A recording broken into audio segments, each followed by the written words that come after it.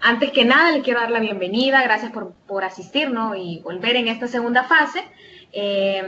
Las indicaciones que yo doy antes de ingresar a una videoconferencia es de que si ustedes tienen dudas, pueden abrir su micrófono sin pena o pueden escribirla en el chat. Aún no estoy presentando diapositivas, solo estoy así como en la plataforma. Entonces, darle la bienvenida. Si tienen dudas, pueden preguntarla, pueden escribir, no tengan pena. Aquí todos estamos para aprender. Si en algún dado caso yo no me sé una de sus interrogantes, pues yo la anoto y voy a procurar solventarla, ya sea por correo electrónico o en el foro correspondiente al tema y a la materia. Por si no saben, me llamo Diana Marisol Ruiz Canizales.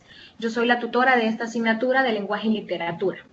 Bueno, este es el tema que vamos a abordar en esta ocasión. Como les digo, si tienen una duda o algo por el estilo, entonces ustedes me dicen, ya sea activando el micrófono o escribiendo. El contenido de esta sesión, vamos a abordar primero el tema de la lengua oral y escrita. Vamos a ver la definición de ambos términos, un poco de las características también. Abordaremos también sobre la definición de lengua escrita, ¿no? Como tal, el tema. La diferencia entre la lengua oral y la lengua escrita. Vamos a abordar también la lengua oral no planificada, es decir, la conversación. Tocaremos el tema de la argumentación, los tipos de argumentación y por último el editorial periodístico. Este tema es un poco extenso, así que voy a procurar hacerlo un poco, no rápido, porque el punto es de que ustedes aprendan. Entonces voy a tratar de explicarlo lo mejor posible. Vamos a iniciar con la lengua oral y escrita.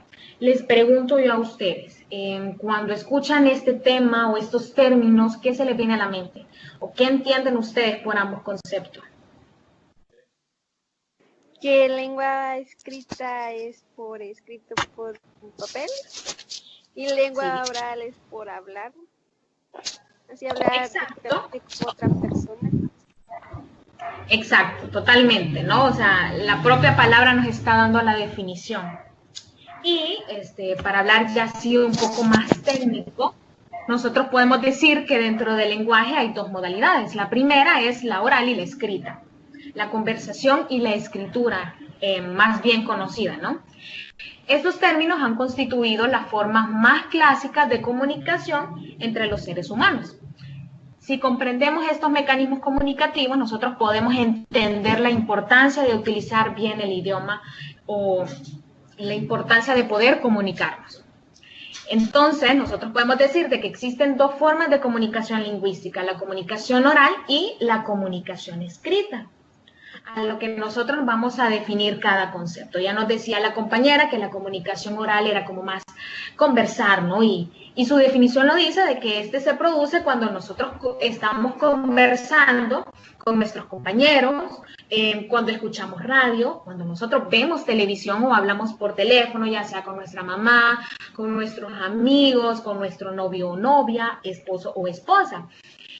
También cuando asistimos a una obra de teatro o vamos al cine, ¿no? Y también cuando contestamos preguntas en clases o cantamos una comunicación, etc. En sí nosotros nos podemos comunicar de diferentes maneras. Yo les preguntaba qué entendían ustedes por estos conceptos y me contestaron. Entonces estamos ejerciendo la comunicación, estamos conversando, interactuando entre nosotras. Y esto es básicamente la definición de este término. Luego tenemos la comunicación escrita. Nos dice su definición, que es aquel que se da cuando nosotros nos comunicamos a través de medios como, por ejemplo, los emails, las cartas, por medio de chat, por libros, etc. Este lenguaje nos permite interactuar con los hechos más históricos que han sucedido y que han sido plasmados en diferentes escritos.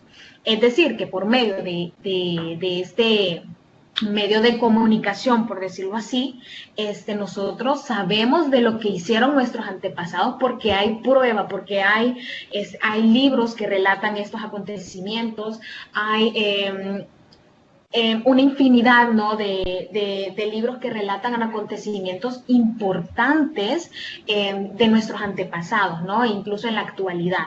Es por ello que es importante este tipo de comunicación. Hasta aquí está todo bien. ¿Me entienden hasta ahorita o tienen una duda? Sí, entendí. Ok, gracias. Teniendo ya claro estos conceptos, pasamos a la lengua escrita. Nosotros vamos a hablar un poco sobre el origen de este.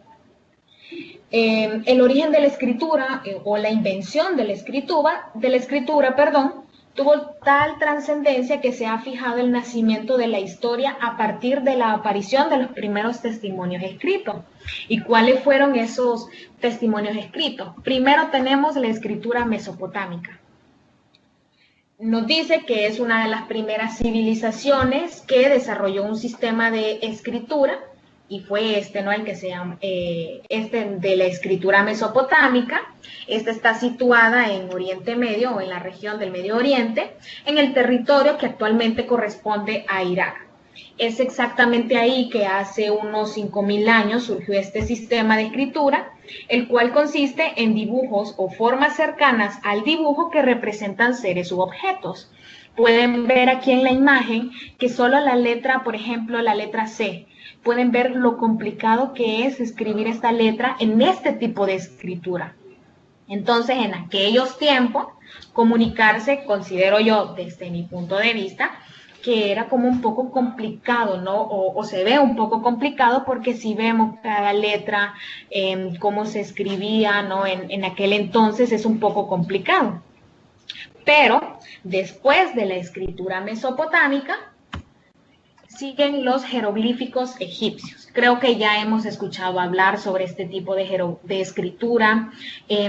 Tal vez ya hemos visto alguna imagen que se lleva en internet o alguna película en donde muestran cómo esta escritura representaba o contaba una historia, ya sea de un dios egipcio o de una persona. Entonces, en este país de Egipto también se desarrolló este sistema de escritura. Los famosos y ya conocidos jeroglíficos egipcios. Estos signos más que todo representaban cosas, seres u objetos, pero además habían otros signos que representaban sílabas o grupos de sonido. Algo así como si representaran la palabra, por ejemplo, soldado, ¿no? En este caso se dibujaba un sol y un dado, o sea, como que la palabra, como por decirlo así, la dividían y la representaban por imágenes. Luego de los jeroglíficos egipcios surge la escritura china, que creo que también ya la hemos visto en películas, ¿no? A todas esas personas que son amantes del anime o de la cultura asiática o que están aprendiendo este tipo de cultura y de escritura. Esta es así, ¿no? Así como aparece en la imagen y nos dice que es un sistema de escritura basado en signos que representan seres, objetos o ideas. Después de esta, por decirlo así, de este surgimiento de escritura, es cuando surge el alfabeto. Todos los sistemas de representación tenían un problema y había multitud de signos distintos, diferentes, con los que aprender a escribir no era tarea fácil. Porque estamos viendo, ¿no?, cómo venía evolucionando un poco la escritura y vemos que solo intentar escribir el nombre de nosotros con este tipo de escritura es complicado. Es por ello que surge el alfabeto. Este surge como hace unos 3.000 años y fue una revolución porque nos permitió comunicarnos de una manera diferente y fácil, por decirlo así. Luego hablaremos sobre la diferencia entre la lengua oral y la lengua escrita. La primera diferencia nos dice que en el lenguaje oral se percibe el mensaje de inmediato, mientras que en el lenguaje escrito no se necesita de la presencia inmediata del receptor. La segunda diferencia, el lenguaje oral es más espontáneo y personal, mientras que el lenguaje escrito es más técnico y se evita los usos populares. Es decir, de que cuando nosotros estamos conversando con nuestros amigos o con nuestra mamá o nuestro papá, la conversación va fluyendo. De la nada a veces nos preguntamos, empezamos hablando de este tema, pero ¿cómo terminé hablando de este otro, no? Entonces la forma de comunicarnos es más espontánea, las palabras que utilizamos son más coloquiales, más no tan formal el lenguaje. Es decir, de que ahorita yo me estoy dirigiendo a ustedes con un lenguaje más técnico, por decirlo así, pero con mis amigos ya es diferente, ¿no? El ambiente cambia un poco. Dice también que el lenguaje escrito es más técnico y evita los usos populares, es decir, que cuando estamos redactando, sí tendemos a usar palabras como de antemano, muchas gracias o palabras más técnicas. La siguiente diferencia nos dice que el lenguaje oral dice que las palabras se las lleva el viento, mientras que el lenguaje escrito siempre tiene un soporte de lo expresado. En este punto, o en esta diferencia, cuando se refiere a que las palabras se las lleva el viento, puede de que ahorita, si ustedes están, qué sé yo, van a solicitar un trabajo, van a una entrevista, entonces puede que les prometan lo que sea, les pueden prometer que en las mejores condiciones laborales o van a ganar más del mínimo, pero esto es en la comunicación oral, o sea, te lo estoy diciendo, pero sin algo que respalde eso. En cambio, el lenguaje escrito es de que, ok, si tú firmas este contrato, aquí te especifica que vas a ganar tanto dinero, vas a trabajar de estos días a estos días, entonces ya hay algo que te respalda, algo que te diga, ok, esto es lo que vas a hacer y esto nadie lo puede omitir. La siguiente característica nos dice que el lenguaje oral es inmediato, rápido y ágil, pero el lenguaje escrito es elaborado, detallado y conciso. La siguiente diferencia nos dice que el lenguaje oral se apoya en gestos, ademanes y contexto externo, pero el lenguaje escrito no dio otras formas de mirar el lenguaje, es decir, que nos permite leer varias veces lo escrito y corregir lo que sea necesario.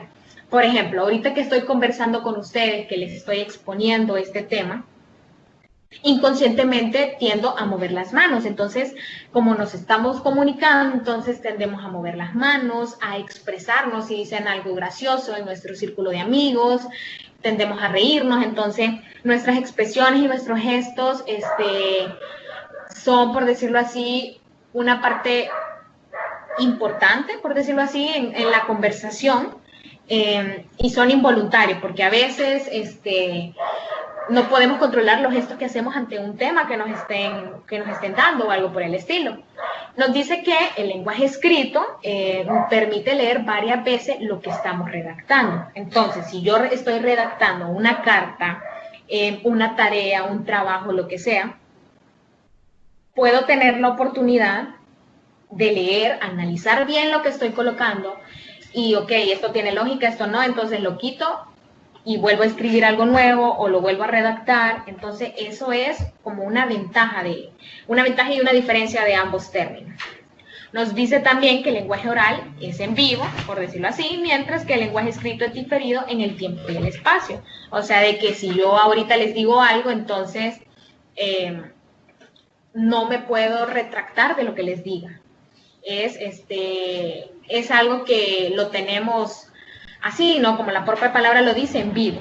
En cambio, el lenguaje escrito puede que yo escriba algo y esto va a durar, qué sé yo, de aquí a unos 5 o 8 años, por decirlo así, ¿verdad? Y la diferencia más obvia es es que el canal de comunicación es diferente. Hay otras diferencias fundamentales, ¿no? de ambos términos, y estas son inmediatez y distancia. En la lengua oral la comunicación es inmediata, ¿no? Como les decía anteriormente, y la comunicación o la lengua escrita es a distancia.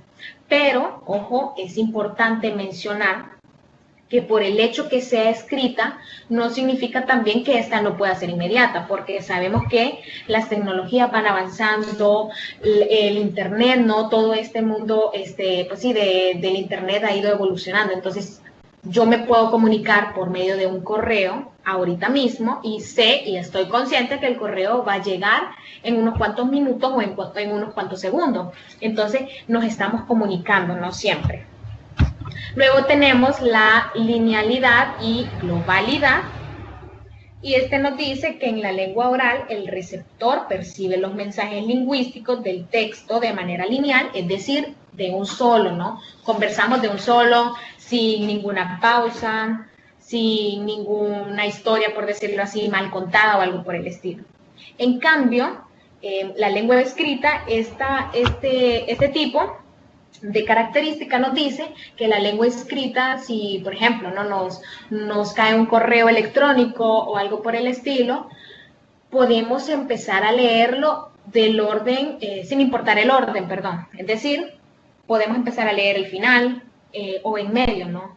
En lo personal, yo soy una persona que no siempre termino de leer un mensaje importante, sino que yo me enfoco en aquellos puntos que sí me interesan bastante. Entonces, no siempre lo suelo leer en el orden correcto, ¿no? Como lo dice, ¿no? El saludo y todo eso, sino que yo me voy a lo más importante, aunque después, ya sí, cuando tengo más tiempo, entonces sí leo el correo o el mensaje en el orden.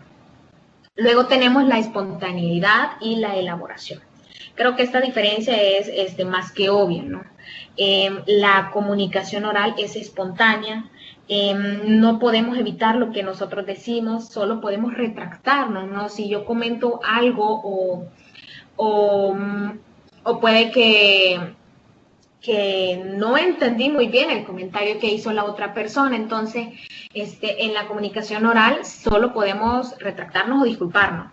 En cambio, en la en la lengua escrita, esta ya, como les decía anteriormente, es más elaborada, más planificada, ya tomamos en cuenta, ¿no? Qué es lo que queremos decir en el mensaje, y esas son diferencias importantes. Luego tenemos la siguiente diferencia, efímero o duradero. Nos dice que la comunicación oral normalmente es efímera, es decir, que no suele durar, a no ser que se grabe, obviamente. Y la expresión escrita, por el contrario, tiende a ser duradera, o al menos hay un deseo de ello por parte del emisor. Luego tenemos presencia o ausencia de elementos extralingüísticos. Esta nos dice que toda comunicación oral se apoya de elementos extralingüísticos. ¿Y cuáles son estos elementos? Son los gestos, los movimientos o la risa, ¿no? Si estamos conversando con nuestros amigos, es común que nos riamos de los comentarios que ellos hagan, ¿no? Entonces, esos son elementos extralingüísticos y que inconscientemente son utilizados en la conversación. En cuanto a la ¿cómo se le llama? A la lengua escrita, aquí no se utiliza mucho este tipo de elementos extralingüísticos, pero sí se utilizan todo esto de los signos de exclamación, interrogación, puntos suspensivos y todo eso. Porque pienso yo, ¿no? Desde mi punto de vista, no podemos tener las mismas reacciones cuando estamos leyendo algo, o sea, no es lo mismo leer algo a que nos cuenten la historia, ¿no? Entonces no vamos a tener como la misma reacción y eso, ¿no? Luego tenemos... Guión, ¿verdad? ¿Mal? Eso sería como un guión. Un guión en Donde se expresa los puntos suspensivos, exclamación, como contando algo, una historia o narración. Sí, algo como más planificado, ¿no? Luego tenemos las variedades diatópicas o lengua estándar, y me pareció curioso porque al momento de, por ejemplo, de comunicarnos oralmente, esto va a variar. ¿Por qué? Porque, por ejemplo, yo puede que les esté explicando algo, pero una persona que vive qué sé yo, en Italia o en Portugal, no va a poder hablar de la misma forma que estoy hablando yo. ¿Por qué? Por el idioma, primero. Segundo, el acento es diferente, y esas son las variedades diatópicas, es decir, las variedades de lenguas. Luego tenemos los rasgos lingüísticos y diferenciadores. En este caso nos dice que en la modalidad modalidad escrita, vuelvo y repito, este es un poco más elaborado. Aquí ya utilizamos palabras como más técnicas, como por ejemplo, como quiera, dado que, debido a qué o con el fin que. Entonces es como palabras más técnicas, más elaboradas. Y la lengua oral, básicamente tendemos a utilizar muletillas, ¿no? O titubeos. Normalmente cuando estamos conversando tendemos a utilizar y entonces esas son muletillas. Entonces esto es común, ¿no? No es que sea malo, pero es común verlo o escucharlo en una conversación casual, ¿no? Con nuestros amigos, e incluso se puede dar cuando la comunicación ya es planificada. Cuando estamos exponiendo o algo por el estilo, ya no tenemos que decir o se nos ha escapado una idea, decimos, y entonces esas muletillas frecuentemente se escuchan en este tipo de conversaciones. Entonces, estas son las diferencias más importantes de ambos conceptos. No sé si hasta aquí tienen una duda o todo está claro.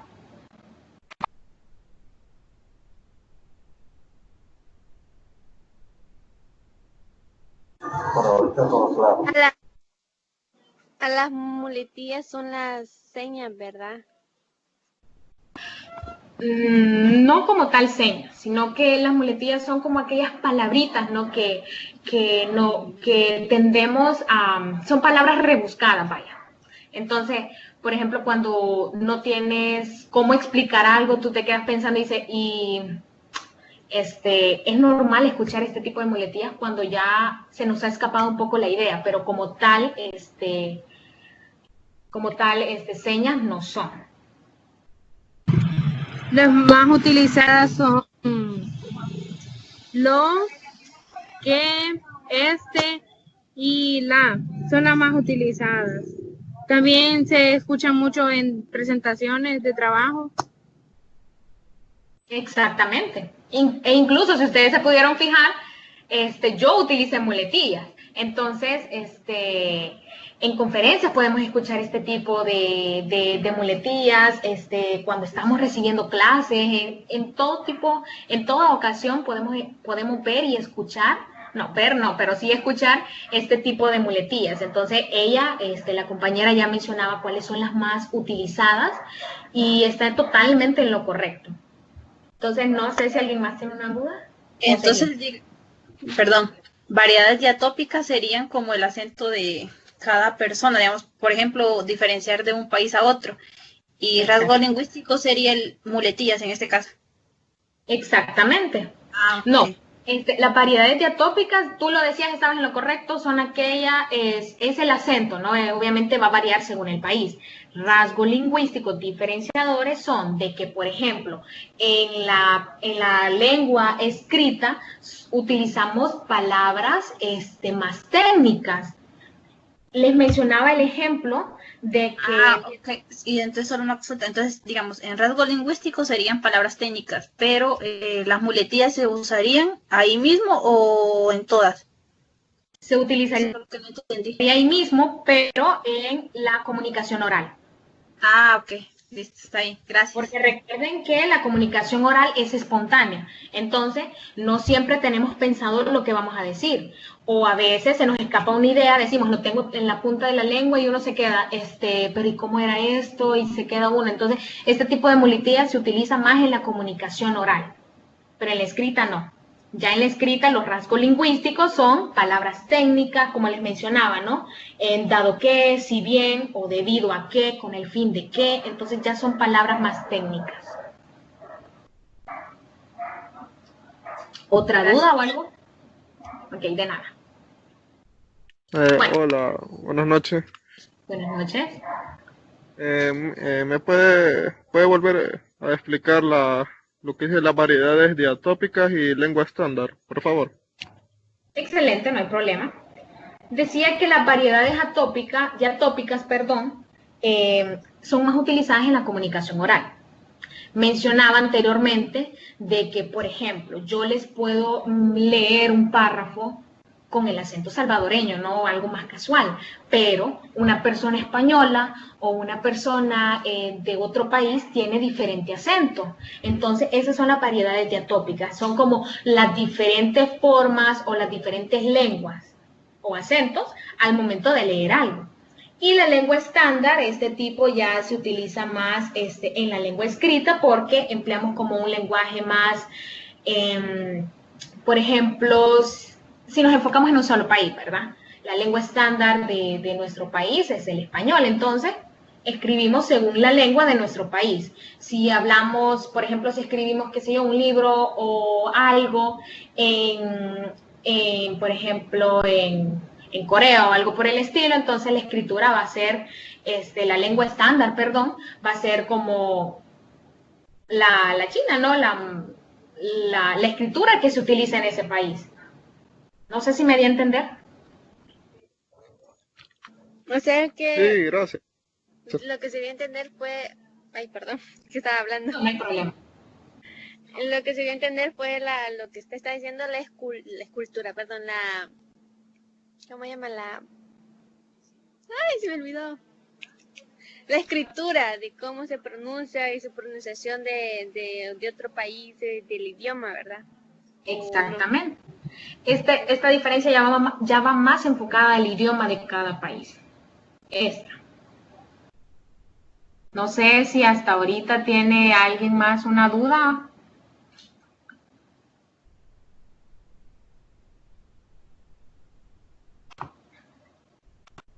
Ok. Si nadie tiene más dudas, seguimos con las características de la lengua oral. Van a ver de que esta información es como un poco repetitiva, pero es importante, ¿no? De que ustedes comprendan, ya sea las diferentes, valga la redundancia, diferencias y las características importantes de cada concepto. Nos dice que las características de la lengua oral, se caracteriza fundamentalmente por ser espontánea, dinámica e interactiva, que es lo que les mencionaba al principio.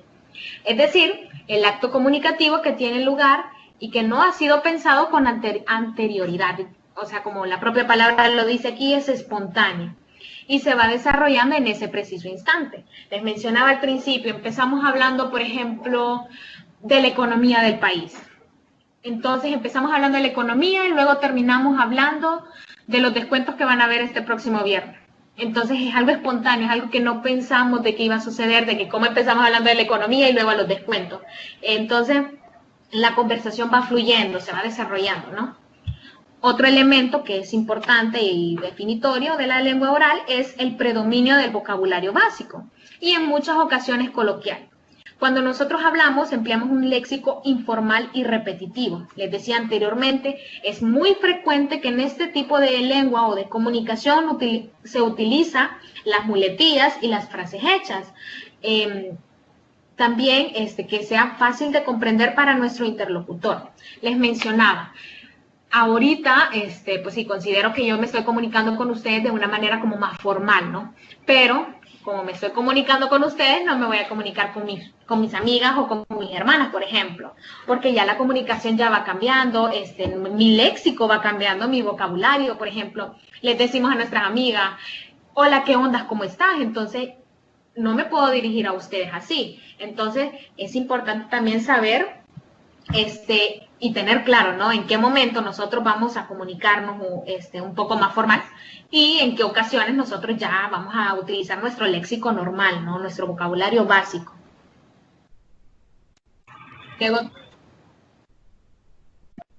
Luego tenemos las características de la lengua escrita. En cambio, nos dice que cuando nosotros escribimos, ya sea una carta al periódico, estamos redactando un trabajo académico o simplemente estamos enviando un correo electrónico, nosotros estamos empleando la variante escrita del lenguaje. En este caso, el lenguaje escrito se caracteriza porque requiere de una planificación previa. Es decir, primero pensamos y decidimos sobre qué vamos a escribir y a quién. Y a partir de eso, nosotros recurrimos a un lenguaje más específico y por esta razón, la lengua escrita es ordenada, formal y generalmente más neutra. Cuando a mí me dijeron, ok, tienes que dar esta videoconferencia de este tema, esta fecha, a esta hora. Cuando leí eso, entonces ya tenía planeado qué cosas o qué puntos importantes les quería compartir a ustedes. Ya tenía más o menos sobre qué temas importantes les quería hablar, ya tenía todo lo que les quería compartir, qué imágenes iba a utilizar, iba pensando, ¿no?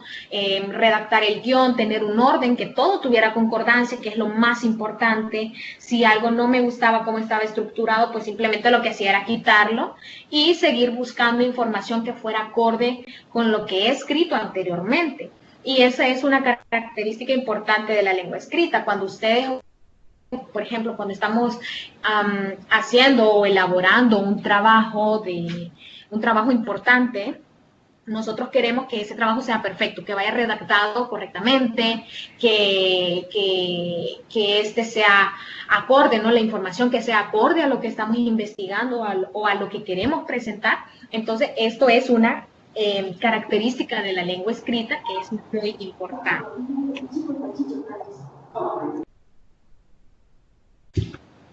O sea, ¿sí?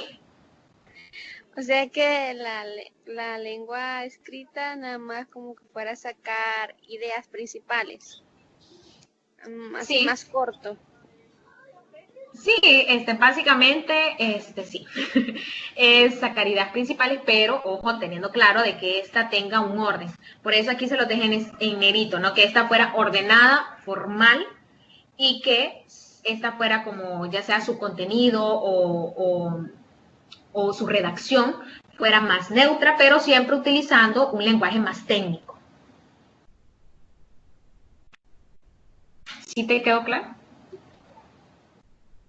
Sí. Ok, entonces continuamos. Y seguimos con la lengua oral no planificada, es decir, la conversación. Nos dice de que los mensajes que nosotros emitimos mediante la comunicación oral pueden responder a un plan o un guión preestablecido o no. En el primer caso hablamos de géneros orales planificados, es decir, como un debate o una tertulia e incluso una conferencia. Por si no saben, la definición de tertulia nos dice que es la reunión de una persona o más que se juntan habitualmente para conversar o discutir sobre un determinado tema, ya sea de actualidad, normalmente, ¿no? Ya sea con un café o públicamente por medio de programas de televisión o de radio. Ustedes han visto, o supongo, ¿no? Que cuando ven un programa matutino o las noticias, vaya, se fijan que las presentadoras tienen como un cartoncito o algo por el estilo, como una ficha en la cual ellas tienen el guión, por decirlo así, o una estructura de lo que van a hablar, de lo que van a comunicarle a las personas. Entonces aquí ya se tiene más, algo más elaborado, ya sabe, ya investigué, ya sé de lo que voy a hablar o tengo una idea de lo que voy a hablar, entonces por lo menos el tema de lo que voy a decir lo conozco. Entonces, esto es la comunicación, por decirlo así, planificada. Nos dice también que mientras el segundo caso tenemos la lengua oral no planificada, es decir, la conversación. Aunque la conversación no responda a un plan prefijado de antemano, responde a unos elementos estructurales que son muy importantes. Y estos son 5. Primero, tenemos la apertura. Por lo general, ¿no? La conversación se inicia con un saludo fático, una forma o fórmula para llamar la atención del interlocutor, es decir, un hola, oye, u otras palabras para llamar la atención, por cierto. Entonces, si nosotros vemos a nuestra mejor amiga en Metrocentro o en algún lugar o en un centro comercial, siempre iniciamos con hola, ¿cómo estás? Y todo eso. Entonces, eso es una forma de aperturar la comunicación o la conversación que vamos a tener. Luego tenemos la negociación. Nos dice que tras este primer contacto entre los interlocutores se produce un cierto planteamiento sobre el tema a tratar en la conversación. Es decir, iniciamos, por ejemplo, podemos iniciar como, ¿te enteraste de esto que pasó o viste la noticia? Entonces, tendemos como a tocar ciertos temas para ver cuál de esos temas nos permite continuar con la conversación. Luego tenemos el tercero, que es el desarrollo. Nos dice que es el cuerpo de la conversación. Este progresa a partir de las diversas intervenciones de los interlocutores que hacen que se pase de un tema a otro a lo largo de la conversación. Se fijan cuando han estado hablando, cuando hablan con sus amigos o cuando estaban en algún lugar comiendo, de que plantean un tema. Por ejemplo, de las hamburguesas o algo así. Yo he probado las hamburguesas de Burger King, por ejemplo, y alguien más comenta y dice, no, pero es que las de McDonald's son buenas. Y luego viene otro y interviene, ¿no? Y dice, no, yo prefiero las de Wendy por sus papas y no sé qué. Entonces, estamos hablando de un tema central, por decirlo así, que son las hamburguesas. Pero puede que alguien diga, en una ocasión yo fui a cierto lugar y probé estas hamburguesas, que no son ninguno de estos restaurantes de comida rápida, y el lugar estaba tan bonito, y luego viene otra persona y dice, ay, sí, yo también fui a ese lugar, y es así como poco a poco pasamos de un tema a otro. Tenemos la conclusión. Normalmente la conversación se concluye mediante la utilización por parte de algún participante, ¿no? que está conversando, como por ejemplo, cuando ya no tenemos más que hablar, básicamente decimos, bueno, pues nada.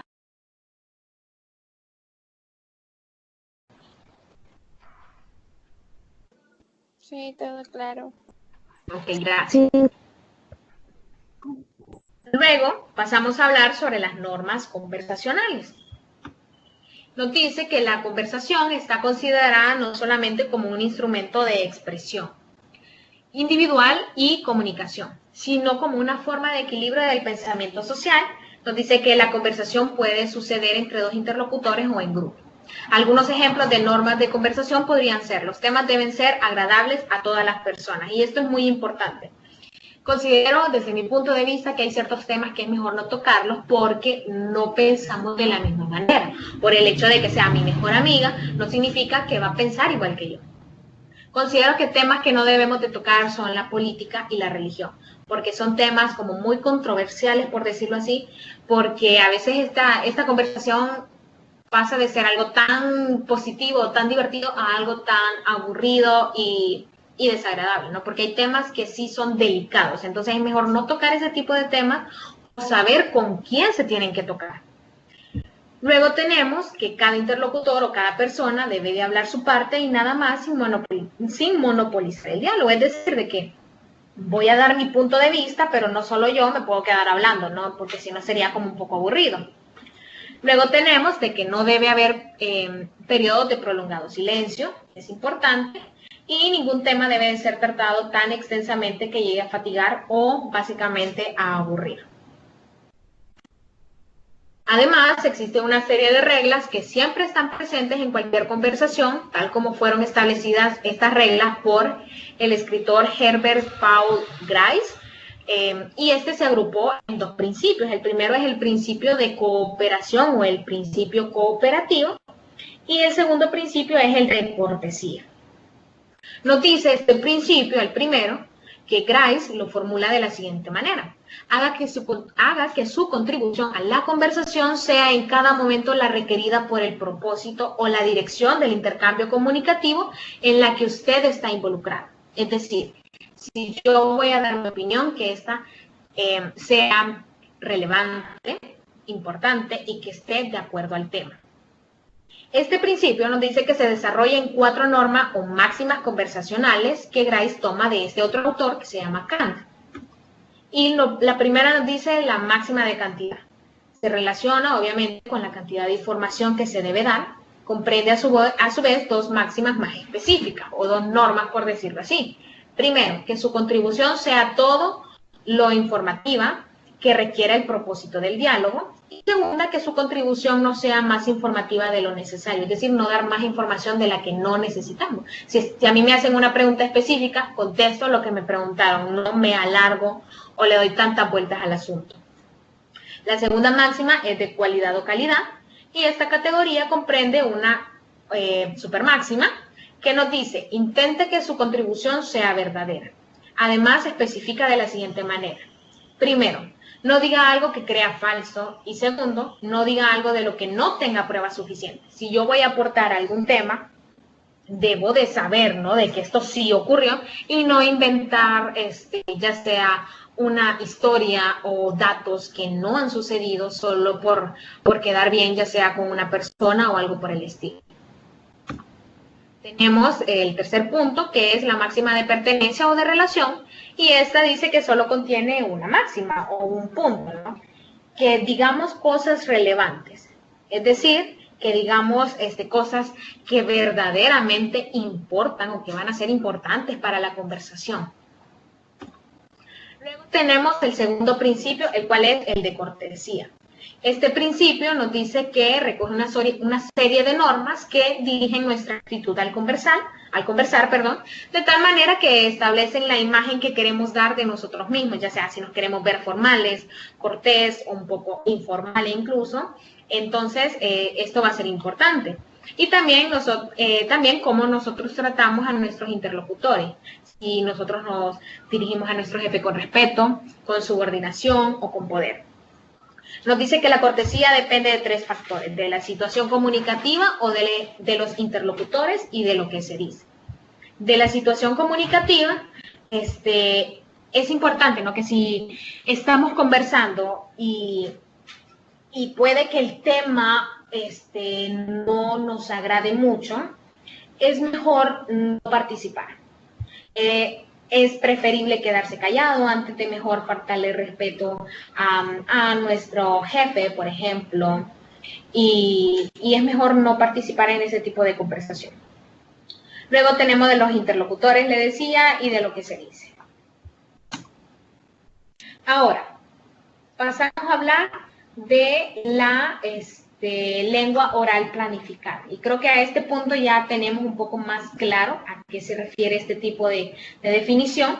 Y en muchas ocasiones la lengua oral obedece a un guión establecido con anterioridad, ya que supone una interacción entre dos o más personas de una manera planificada previamente por muy diversos factores. Primero, ya sea que nosotros conozcamos el tema sobre el que se va a hablar, se tiene preparado aquello que se va a decir, las intervenciones se harán ante un público determinado y estas comunicaciones orales más elaboradas se conocen como géneros orales planificados. Por ejemplo, ahorita que yo estoy dando esta videoconferencia, ya tenía un guión, entonces estoy utilizando este tipo de lenguaje oral planificado porque ya tengo conocimiento sobre el tema, ya tengo preparado lo que voy a decir, entonces estoy utilizando este tipo de lenguaje. No sé si tienen una duda para pasar al siguiente tema.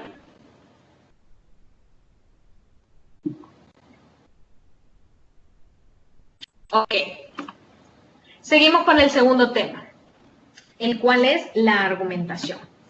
Nos dice que la argumentación es una práctica diaria, ya que el argumento, es una prueba lógica para nosotros poder justificar o refutar algo. Este argumento se utiliza para defender una posición o para contradecirla, como por ejemplo los abogados.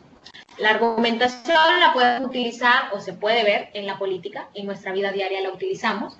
Entonces, aquí podemos ver cómo se utiliza.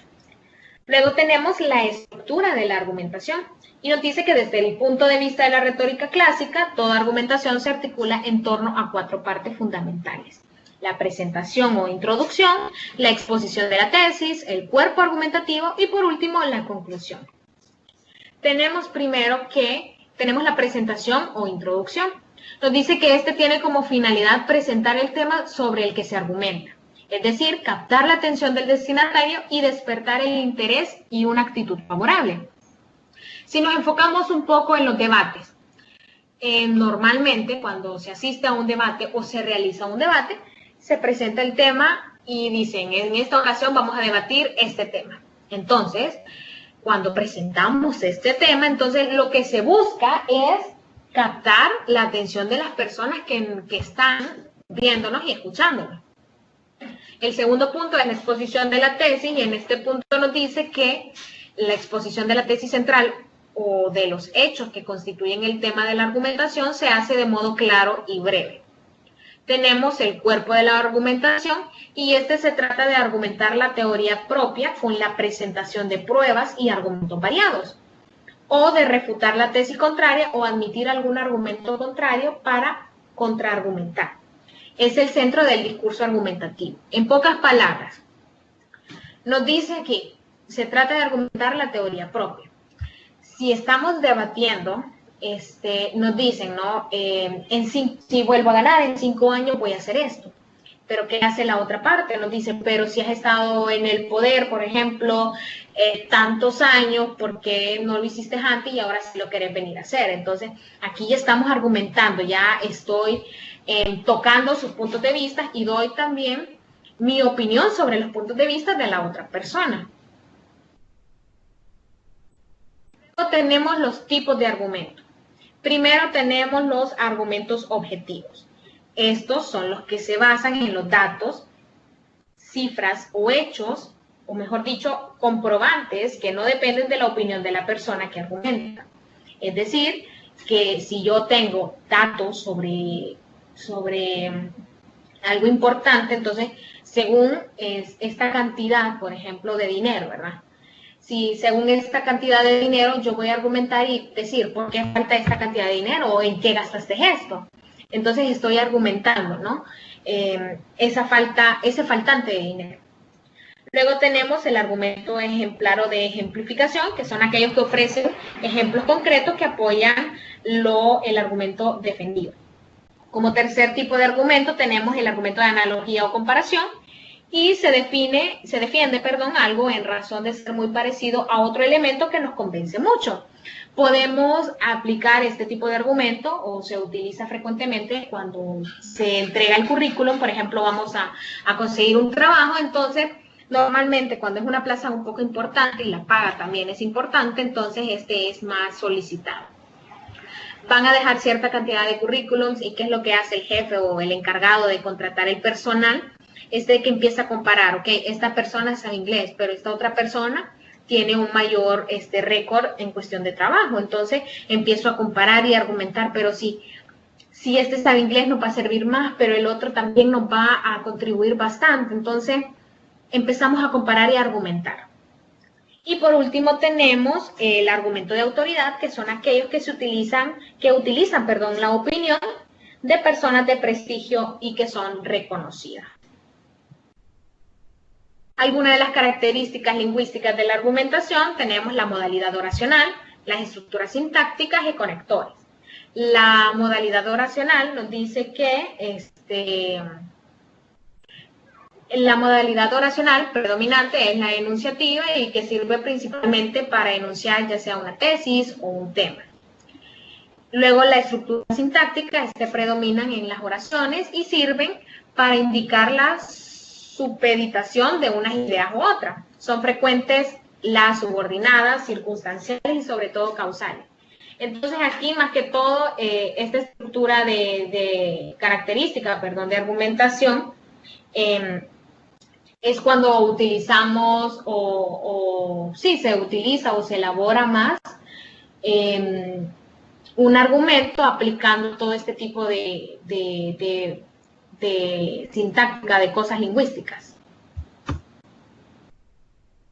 Pasamos al último tema, el cual es el editorial periodístico. Pero antes, ¿no?, de pasar a este último tema, les pregunto si entendieron en sí qué es la argumentación.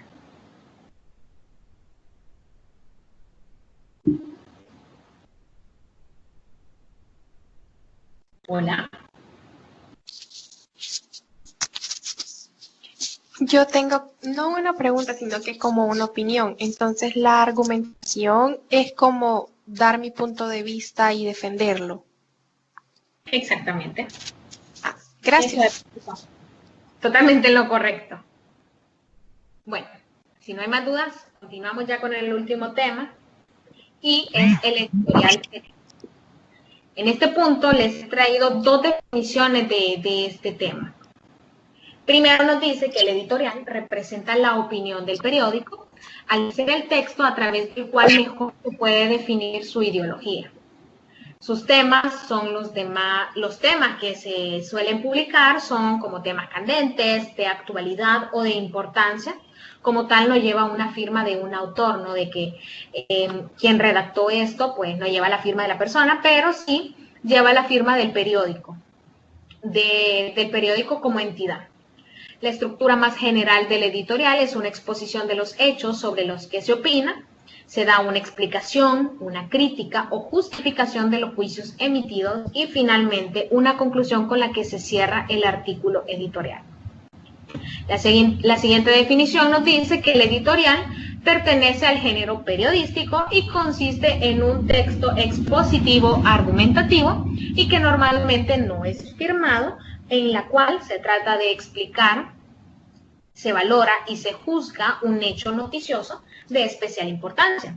Se trata de una opinión colectiva de un juicio institucional formulado en concordancia con la línea ideológica del medio. En otras palabras, es una opinión o comentario que hace el editor sobre la noticia y escrita, según las experiencias del editor o de los editores.